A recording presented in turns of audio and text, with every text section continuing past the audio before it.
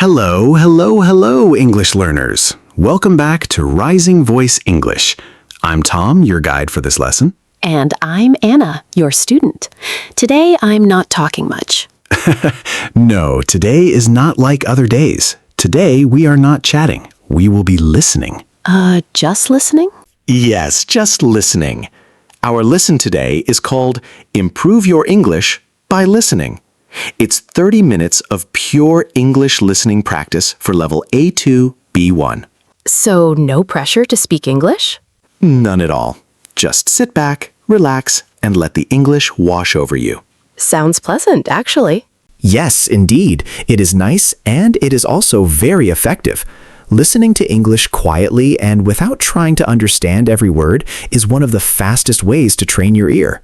That's because your brain is quietly analyzing all the sounds and their patterns. Exactly. You don't need a pen or paper to jot down anything. All you need is a good set of ears and about 30 minutes. So how about it, Anna? What do we have to listen to today? 6 little stories, simple stories told in slow and clear English. Perfect listening practice for level A2-B1. And I will be there, listening right along with everyone. Yes, you will. We will take a break between the stories to discuss what we heard briefly. I will ask you some simple questions to gauge your comprehension. But don't worry, Anna. This is not a test, so you can't fail. But it all depends on what questions you ask, Tom. You see, there are always 2 sides to every coin. Just listen to the stories, relax, and have fun. One final comment before we begin. If anything sounds too fast for you, don't worry. You don't need to understand every word. Even understanding the context is sometimes enough. Actually, that's not always enough. Well, not for this exercise anyway. Okay, Anna, are you ready for our first story?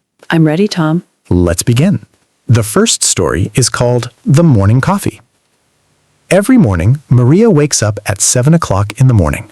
She never wakes up early. Maria always wakes up slowly. First, she opens her eyes. Then, she looks at her phone for a few minutes. Finally, she gets up from her bed. Maria walks to the kitchen. Her kitchen is small but comfortable.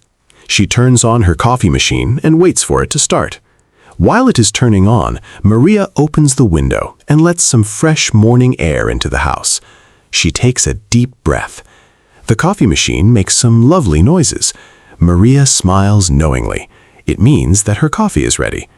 She pours her coffee into her favorite mug, a blue one with a tiny crack on the handle. She does not want a new mug. Maria sits by the window and drinks her coffee. In this moment, she does not think about work or anything else. She just enjoys her 5-minute coffee break.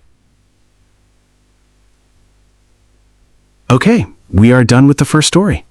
What did you think, Anna? Was it relaxing? Yes, very relaxing. That is good. That is precisely the point. So tell me, Anna, what is Maria's favorite part of the day? Drinking her coffee by the window? Exactly. Her 5-minute coffee break before her busy day starts. Actually, I do the same thing, only with tea instead of coffee. Oh, that is very nice. A little routine that everybody can relate to. Okay, Tom, let's move on to our second story. What is it about again? The Lost Umbrella.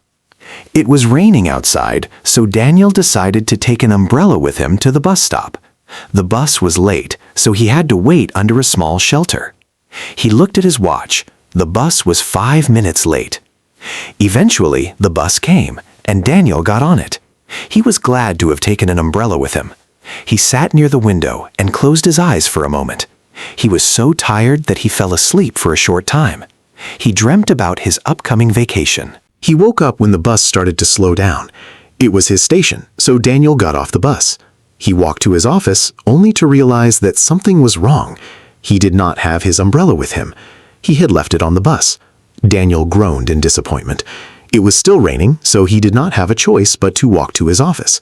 When he finally got there, his colleague gave him an umbrella from the closet. "Everybody has forgotten their umbrella at least once in their life," she said with a smile. Okay, what did you think about our second story, Anna? Oh, I know exactly how Daniel felt. I have left my umbrella at home more times than I can remember. Well, no one is perfect, I guess. So here is our question for you, Anna. Why couldn't Daniel get back on the bus to retrieve his umbrella? He didn't have time because he needed to go to work. Exactly. Simple things like that happen to everyone, at least once in a lifetime. A little rain never killed anyone, right? Well, physically you are right, but emotionally we can feel devastated over little things sometimes. Exactly. I know, I have been there too. Okay, are you ready for our third story? Yeah, I am. Let's go. The third story is called A New Neighbor. Sophie moved to a new apartment last week, so she did not know anyone in the building yet. One afternoon, someone knocked on her door. She opened it and was surprised to see a smiling older man in front of her. Hello, I am Mr. Chen, your new neighbor from apartment 4. Welcome to the building. He was holding a plate of small cookies in his hand. I baked them this morning, but I have too many, so I decided to share them with you. Sophie smiled knowingly. Thank you so much for the cookies and the warm welcome, Mr. Chen. She invited him inside to have some coffee with her. They talked about various things, including the local area and the best stores to shop at. Mr. Chen told her about his favorite cafe. It was a little place around the corner with excellent coffee. Before he left, Sophie felt more comfortable in her new place. Mr. Chen may have been a stranger, but he was also a friend sent to her at the right time. What do you think, Anna? Was it a nice story? Yes, very nice. It was actually heartwarming. I agree. A little bit of kindness goes a long way in making someone feel comfortable in a new place. So our question to you, Anna, is what did Mr. Chen bring to Sophie's door? He brought cookies. He made too many, so he decided to share them with Sophie. Exactly. Now, what did you think about his gesture? I thought it was really nice to show his appreciation for Sophie's hospitality. Me too. So many people have become neighbors, yet they barely know each other. Okay, Let's move on to our fourth story. Are you ready? Yes, I am. Our fourth story is called The Job Interview. Ahmed had a job interview at 10 in the morning, so he woke up early and prepared for it. He wore his favorite blue shirt with dark pants and a nice jacket. He practiced his answers to the most common questions in front of the mirror. Tell me about yourself, he said to his reflection. He repeated this several times before leaving his house. On the way to the interview, Ahmed's hands were a little cold. He took a deep breath and told himself, "You are prepared for this interview." At the office, a kind receptionist gave him a glass of water. "They will call you in a few minutes," she said.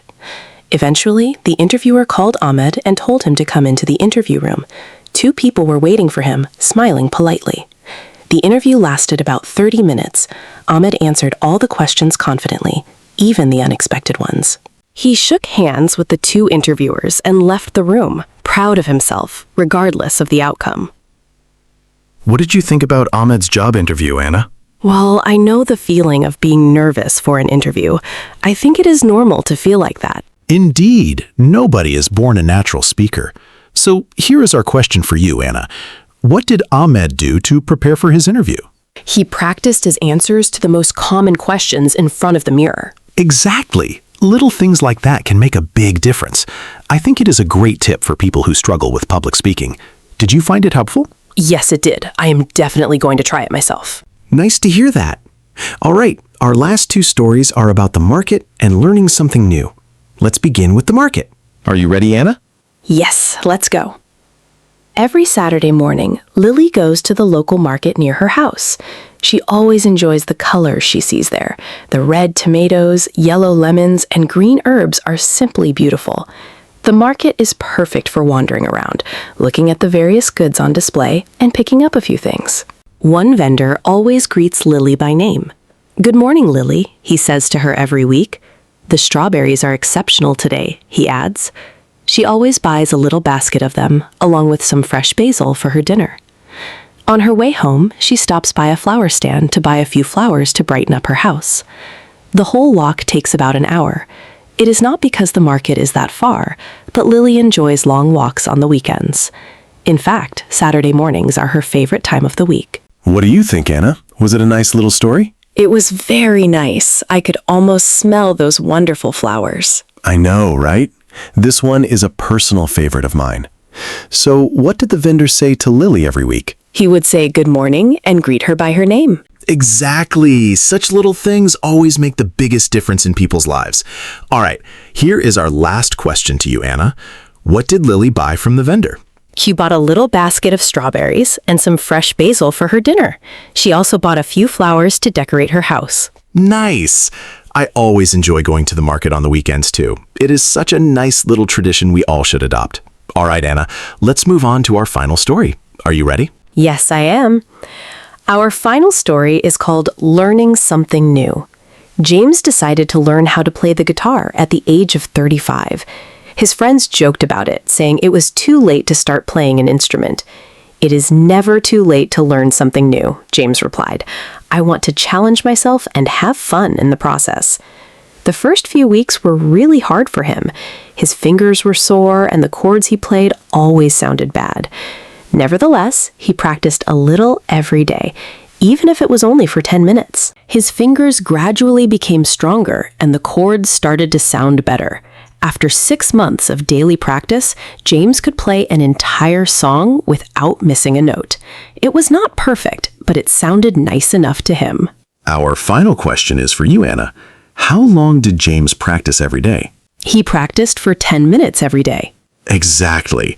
Small things add up over time. You can apply this rule to language learning as well. Actually, we do that every single day with our podcast. 10 minutes of focused listening every day add up to amazing results over time. Exactly. That is actually what our podcast is all about. Anna, I think that was a beautiful little ending to our lesson today. What do you think? It was indeed, Tom. Thank you for allowing me to be a part of this beautiful journey with you. Honestly, I just love being able to listen to you and the rest of the team. You are very welcome, Anna. Thank you for choosing us as your language learning companion. In case you managed to understand most of what we said today, great.